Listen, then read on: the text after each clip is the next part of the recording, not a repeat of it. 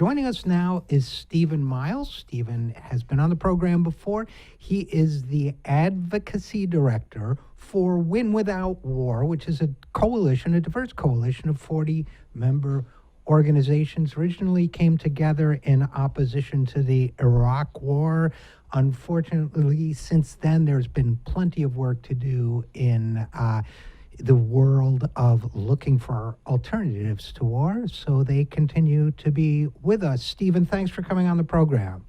Happy to be here. Good to talk to you, Richard. Good to talk to you. And look, the issue now, obviously, with a new president coming in, I think people's heads are scrambled. They don't know what to think. He has a bellicose personality. He, on the one hand, seems to be, for whatever reasons, whether nefarious or otherwise, interested in reducing tensions with the Russians, and yet, on the other hand, perhaps inflaming them dramatically in the Middle East. He had a national security advisor, Michael Flynn, who I thought, not to put too fine a point on it, was an extremist nut.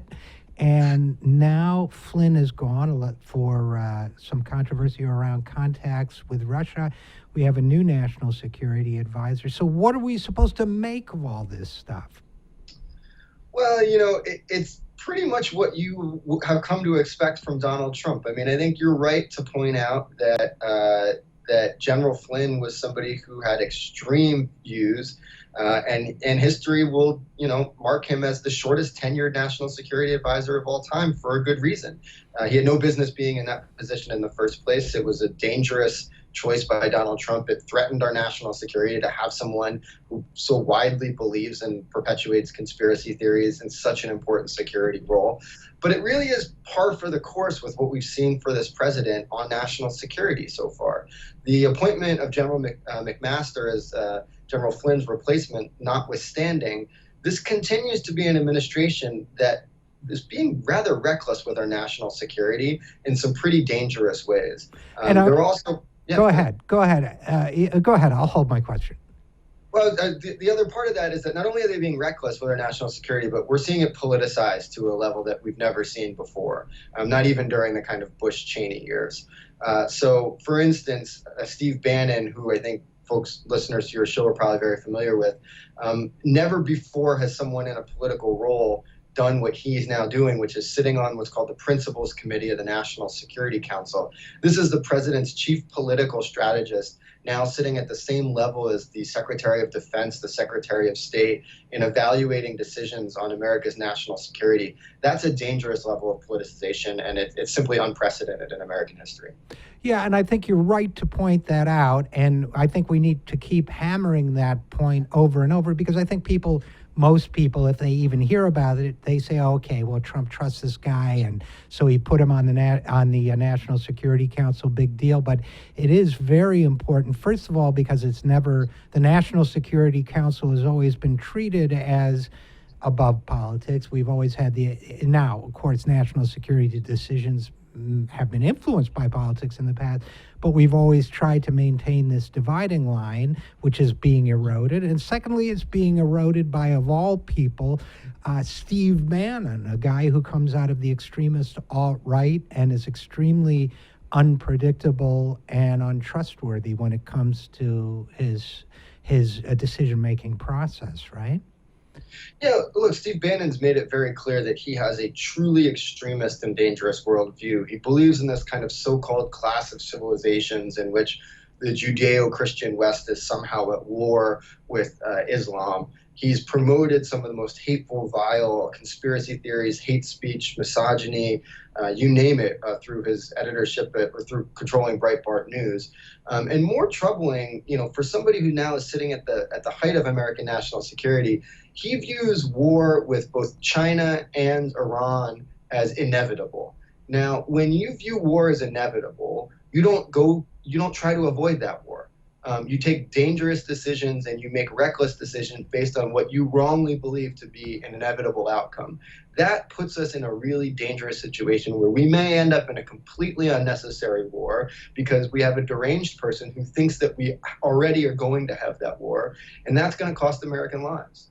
It's going to cost American lives and other people's lives and the security potentially of the whole world. And I think you're absolutely right. I think when people have felt that war was inevitable, as there used to be people in this country who felt that war with the Soviet Union was inevitable, the feeling was always, well, let's attack now before they get even stronger than they are today. So with Steve Bannon on the National Security Council, my assumption is there's going to be a voice of somebody saying, kind of like Dr. Strangelove, attack, attack, attack. I think that's absolutely right. And again, we have to wonder what the decisions this administration are making on national security are based on.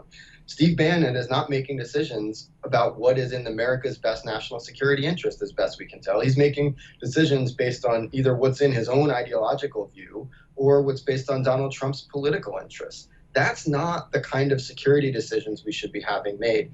Now, folks like me and others have a lot of concerns about the level of military officers, both retired and now with General McMaster currently serving, that are in senior roles in this administration.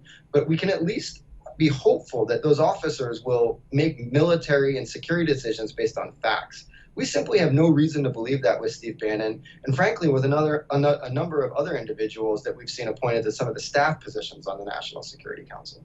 Yeah, and I think that's a really important point. We did talk about, you and I, Stephen, on this program have talked about the militarization of the Trump administration in certain ways. It's disturbing that we've come to a point where we almost have to rely on the military code of conduct to keep us safe, which to me is a perfect transition to General McMaster. So we had Michael Flynn discredited and forced out. And we could talk about that too. I mean, that's a very interesting story with a lot of subtexts, I think, going on there. But his replacement, interestingly enough, turns out to be a guy I've been aware of for some time, Lieutenant General H.R. McMaster, who wrote a book about 20 years ago called Dereliction of Duty, which affected his career positively and negatively over the years. But basically, the thesis of the book, which was I wrote about it years ago, widely adopted at West Point and elsewhere, is that the military has an obligation to tell the civilian leadership when they're being asked as soldiers to do things that are militarily impossible or unlikely to achieve. And that dereliction of duty is a review of how the military behaved during the Vietnam War under Defense Secretary Robert McNamara and others, and basically says the military failed in its obligation to tell the civilian leadership, that's not going to work. You can't do that. So that's a striking choice. Now, of course, McMaster has gone on to do many things since then, but that's a striking choice as a replacement for a guy who is a fanatical extremist, Michael Flynn, a conspiracy theorist about Islam. So what does that tell you?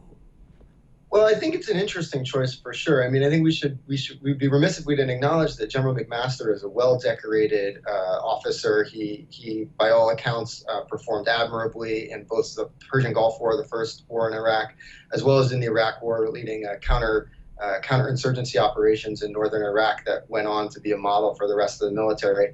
His military credentials seem to be quite strong, and as you mentioned, he has this reputation based on his book. And his other scholarly work and some speeches he's given of being someone who views there to be an important role here for the military to play in truth-telling to power. You know, the thesis, as you said, of his book was that the Joint Chiefs of Staff were not honest with either the president or the American public. We face many of the same scenarios he warned about in that book. Again, you know, one of the key takeaways from Dereliction of Duty is the president should not simply be surrounded by a close cadre of advisors and listen to no one else. Does that sound like anybody to you? I mean, that could have been written about Donald Trump. So it's an interesting choice, and I think the proof of whether or not it's an inspired choice and whether it ends up being a success in the job is, does General McMaster follow his own advice? Does he kick Steve Bannon off the Security Council? Does he force the president to hear voices outside of his close political advisors? And frankly, does he finally get the military to be better at what they have said and known for years, which is that these problems we're fighting in the Middle East, in Iraq, in Afghanistan, in Syria, and Yemen do not have fundamentally military solutions, that we will never defeat ISIS solely on the battlefield, that we will never end the war in Afghanistan with a few thousand more troops. It's going to be up to General McMaster to send that message loudly and clearly and finally stand up and say it, and we'll see if he does. You know, I think that's a great point, Stephen Miles, and I'm always interested in the story behind the story. On this one, on the selection of McMaster, there was talk for a while that another candidate was likely to be named. I think it was Admiral Harward, if I remember correctly. Yeah, right. And he backed out because the story was he wasn't going to be allowed to name his own people. A lot of these political appointees were going to stay in place. Do we know whether McMaster was able to strike a harder bargain, or is he, despite his reputation, accepting a situation that was unacceptable to another military leader? You know, we don't know fully. That is, in fact, the story that has been widely reported, is that Admiral Harward was not allowed to name his own staff. What the administration, what the White House has said, is that General McMaster can hire whoever he wants.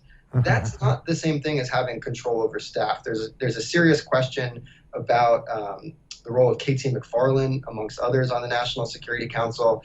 And there are real questions. Not only can he hire people, but can he fire people that General Flynn put in there who were loyalists to General Flynn, who, frankly, there's lots of reason to be questionable about, some of whom have some really troubling issues in their past. And you know, there's lots of folks. There's a great website out, nscwatch.org, now, that's looking at these things. We've put out some materials on some of these folks. There's a lot of folks who have no business being in America's national security apparatus. So it's not just a question of can he hire his own people, which is all we've heard the administration say. It's can he get rid of people who, frankly, shouldn't be there. That's going to be where the proof is. And we're going to have to wait to see if there are staff changes and some of these more troubling folks are asked to leave. Yeah, no, it's a really important point, and I also, you know, he can hire his own people, but will they be given any authority? There are a lot of broom closets in Washington, D.C. You can stick somebody in if you don't want them to have any real influence. So, and I also wonder, speaking of the story behind the story, whether after the Harward appointment fell apart, whether somebody didn't have a backroom conversation with Trump and Bannon and say, look, you guys have got to pick somebody with a reputation for independence, or this thing is going to fall apart.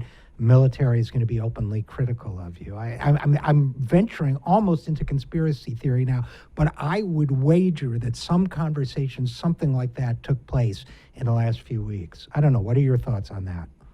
You know, I think there's just no telling with this administration. It behaves so fundamentally erratically from minute to minute. The decisions about who are kept in positions or go, it's based more seemingly on Donald Trump's personal whims and, frankly, a complete and utter lack of loyalty. So I won't speculate too far about kind of what conversations happened or what didn't, but I will come back to the proof in whether this is a meaningful change will ultimately be whether Steve Bannon remains on the National Security Council, whether the chairman of the Joint Chiefs and the director of national intelligence, who were demoted by President Trump under his executive order at the same time that Steve Bannon was elevated, whether they're invited back to be full participating members of the Principals Committee. Those will be the kind of actions that'll tell us whether this is a meaningful change or a departure, or whether this is just a PR move to try to make things seem like they're heading in a better direction than the clear chaos that we saw in the first month of the Trump administration.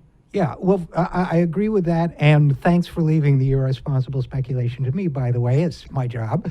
And the last thought, it seems to me that that General McMaster is actually in a pretty good bargaining position right now. But of course, that's going by the old rules, so I could be crazy. In a normal political universe, not the one Trump inhabits, this guy with this reputation for integrity, if he's being jerked around, he could say, look, I'm going to resign if you don't give me what I need. But maybe that doesn't even apply to Trump, right?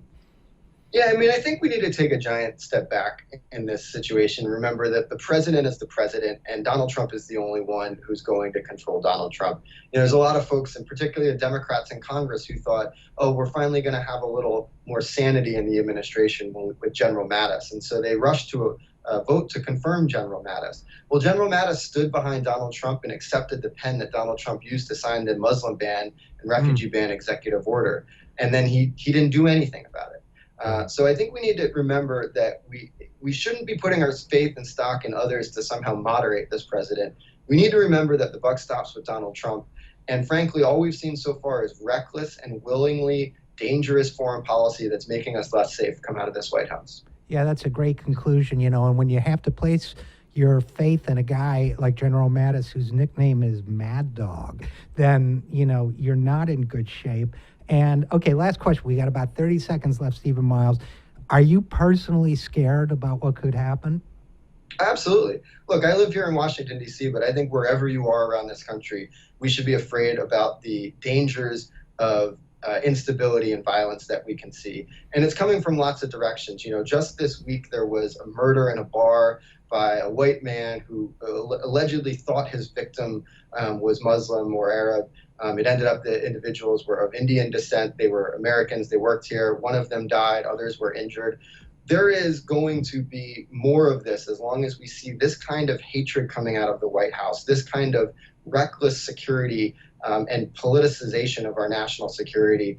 We are in a dangerous situation in which this administration is fueling extremism and violence of lots of kinds. And unless we take a giant step back, unless we start to make some dramatic changes, we are a lot less safe. Yeah, sadly, I have to agree with you 100%. We're going to have to leave it there. But Stephen Miles, Advocacy Director for Win Without War, thanks so much for coming on the program, as always. Always good to be here, Rick.